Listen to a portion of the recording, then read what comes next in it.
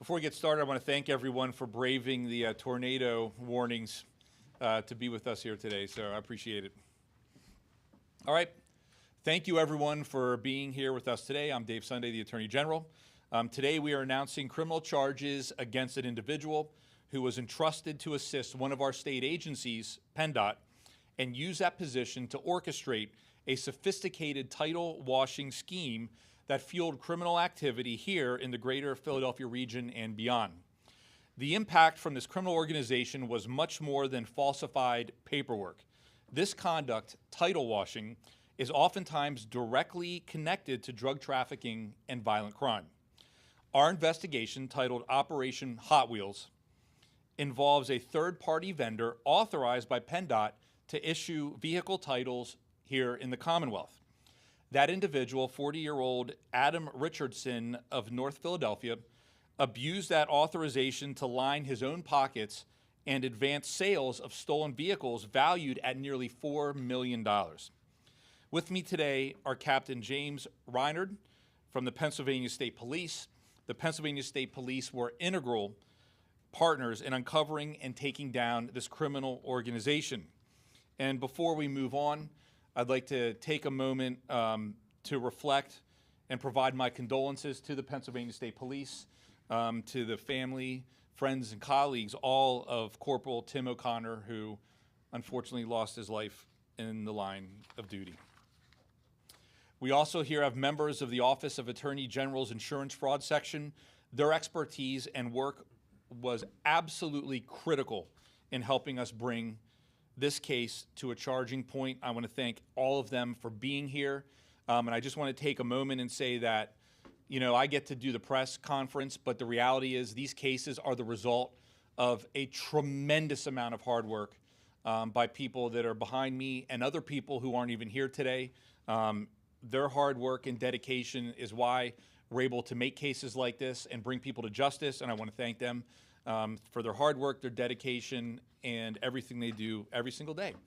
So in a moment, I will outline the charges and I will detail the criminal conduct involved in what investigators uncovered as a calculated operation designed to benefit criminals and undermine our vehicle titling system here in Pennsylvania. It's important that we recognize what title washing is and not underestimate its effect in the criminal landscape.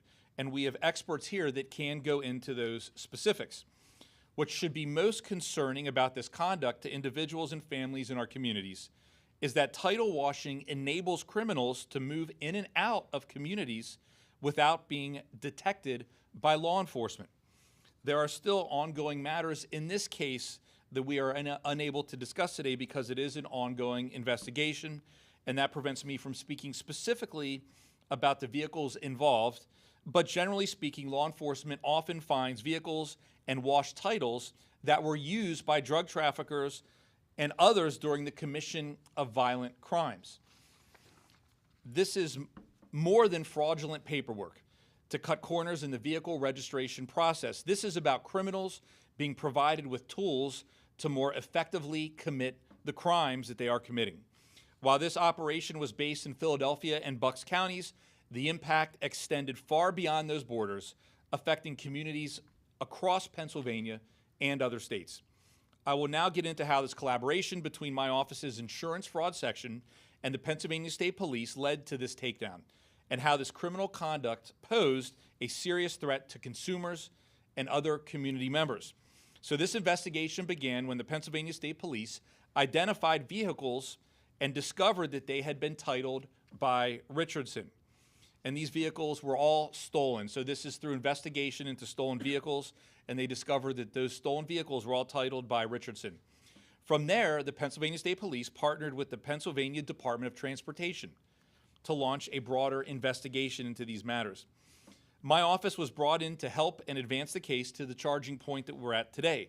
I also want to recognize the assistance that we received from the Department of State to help in this investigation and to put us in a position where we were able to achieve the result that we have at this point. Vehicle-related crimes have evolved significantly over the recent years. We have seen that evolution in title washing processes. The title washing in 65 instances that we identified worked as follows. Luxury or high-value vehicles were stolen, typically in Pennsylvania and New Jersey, and brought to defendant Richardson, who was known as the tag guy. Richardson was paid a sum to provide falsified documentation to PennDOT, essentially requesting Pennsylvania titles for vehicles titled in another state. The paperwork showing the source of these 65 vehicles was falsified, as were attached insurance forms as well. From there, the stolen vehicle with its clean title was resold, either to unsuspecting buyers on Facebook Marketplace or to individuals who knew the vehicles were stolen and retagged. As I mentioned previously, there are many still ongoing elements of this investigation, including investigations into the actual vehicle thefts themselves that we cannot go into at this time due to the fact that it is an ongoing investigation. So to recap, the business at the center of this case, Richardson Family Enterprises, LLC, was owned and operated by an authorized issuing agent for PennDOT, Adam Richardson. Richardson is charged with a variety of offenses, including corrupt organizations, dealing in proceeds of unlawful activities, title washing, forgery, deceptive business practices, and other related charges.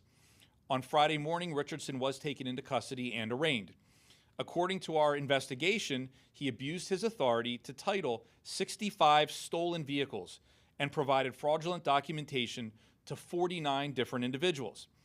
The stolen vehicles connected to this scheme have an estimated total value of more than $3.8 million. The board here shows some of the most valuable of the vehicles involved. There was a $250,000 Ferrari, multiple six-figure Mercedes-Benz, high-end BMWs, and Cadillacs. The full list of vehicles and other details are in charging documents which are available to you. By fraudulently issuing titles, the defendant helped transform stolen vehicles into legitimate property, creating a lucrative source of income for himself and an avenue for criminals to move around in clean, what they refer to as clean vehicles. So what I can say is this, with regard to whether or not any of these vehicles were used in the commission of a crime, we cannot go into that today. We are working with our many partners, to include local law enforcement, to make that determination as this investigation, as all investigations, are ongoing. But make no mistake, the potential for harm here is very, very real. We've seen time and time again that title wash vehicles have been located at the scenes of shootings and at the scenes of homes where drug traffickers reside. We also had consumers who were victimized. Many buyers of these vehicles knew their sources, but there were plenty of consumers who had no idea, and they are victims. This case illustrates the length criminals will go to evade the law and to evade law enforcement and to defraud systems in place to protect law-abiding Pennsylvanians. This was a very sophisticated operation, as you can tell, which resulted in a tremendous amount of damage to the community. Title washing provides a veil that allows criminals to operate in the shadows. I want to again recognize all of the partners that are here today and who helped bring this investigation to this point. The Pennsylvania State Police were investigative partners, as they often are, and without them, this case would never be here. I want to thank PennDOT. PennDOT played a critical role in providing information that kept our criminal investigation moving. I thank both of those agencies. I want to thank again the agents, investigators, and attorneys from my team, specifically our insurance fraud and organized crime sections. Their hard work and dedication pays off daily. This investigation was extremely complicated and comprehensive. These are the kinds of investigations that require expertise, along with many, many resources and man-hours. The Office of Attorney General is structured and equipped to take on such large-scale investigations, along with our partners, of course. Cases like this demonstrate that the most effective way to combat crime is through strong collaborations. I cannot emphasize enough that to keep our communities safe, we have to work together. There's no world that exists where any agency or department by themselves can make arrests like this over and over again. There's no way that they can identify these large-scale criminal organizations without working together as a team. And there's no way that we can make sure that our children have communities to grow up and be safe in without collaborating together as one unified force. And that's what we have going on here, and that's what we see every day in Pennsylvania, of which I am extremely, extremely proud. So thank you, everyone, for your time. Thank you for being here. And at this point, if you have any specific questions, we'll do the best we can to answer them. Like I said, it is an ongoing investigation, and so because of that, there are things that we will not be able to address. And we have a few experts on site. Our Chief Deputy Attorney General, Rob Labor, right here is one of the leaders in this investigation, and he certainly is here and can answer questions if he can. So does anyone have any questions? Just to make sure I understand the genesis of this investigation, these cars were all reported stolen individually, and then the state police recognized the pattern that they were all titled by the same agency? That's correct. So essentially, all these different stolen cars were identified as being stolen, and through the investigation, it was determined that Richardson was titling the cars. What was the time span from the beginning to when you caught up with this guy? September 23, they self-charging September 23 to May of 24. So this took place essentially over the course of about 1 year. Is that right? About a year-ish? Right, about a year. Last year to this year? Yes. Is that the street value of those vehicles, or is that what they were resold for? That is the fair market value of those vehicles. That is not indicative of what they were resold for. Is it fair to assume the photos are of cars that were involved? Yeah. Photos? Those are actual cars involved, right? Yeah. Yes, they are. Yep. Just want to make sure. So there's been one arrest. I'm assuming there's a lot more people you're looking for. It seems like a big operation. So what I can say is this: the focus of this investigation was to identify Richardson because he was the individual that was sort of driving the component of this with the titles. And so there are many, many investigations that are occurring as a result of this, but we're here today to announce the arrest of Richardson but for his alleged criminal act, these cars would not have been fraudulently retitled and sold. And so he's a main part of this criminal organization, and so we wanted to make sure that we address that today. Have there been any other arrests linked to this investigation, or is he the only one, or the first one and the only one so far? My understanding is he's the first and only so far, correct? Yeah. Yep. So what I can say is, because it is an ongoing investigation, I can't go into those details, but at this point, we're announcing one arrest, and it's Richardson. What made you connect the dots from number of stolen cars to title agency? Is that a common occurrence in these types of investigations?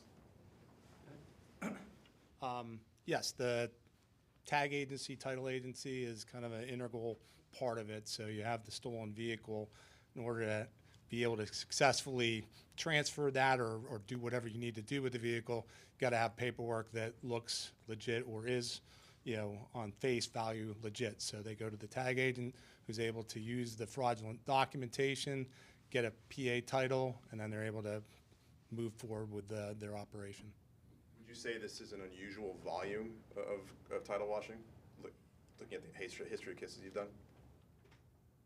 Unusual in the 65, or is it done statewide? I mean, it's an ongoing problem with tag agencies. They, have the ability to kind of move that paperwork through. So there's really good tag agencies, and there's ones that are willing to cut corners and get into the criminal realm of things. I guess what I meant is, when you normally have an investigation like this, is the size of this, the number of cars involved, is that unusual? I'd say it's average. I mean, it's what sets us apart a little bit is the high-end numbers of things, but the volume of actual vehicles that are illegally titled, especially going through tag agencies like this, it's on par. Was the suspect the mastermind of this whole thing, or was he brought on board and recruited to do this for other people? I'm not going to touch exactly on that because of the ongoing nature or whatever. I mean, he was an integral part of the enterprise, and I'll just leave it at that. Anybody else? All right. All right, thank you everyone for covering this. I appreciate you being here. Thank you.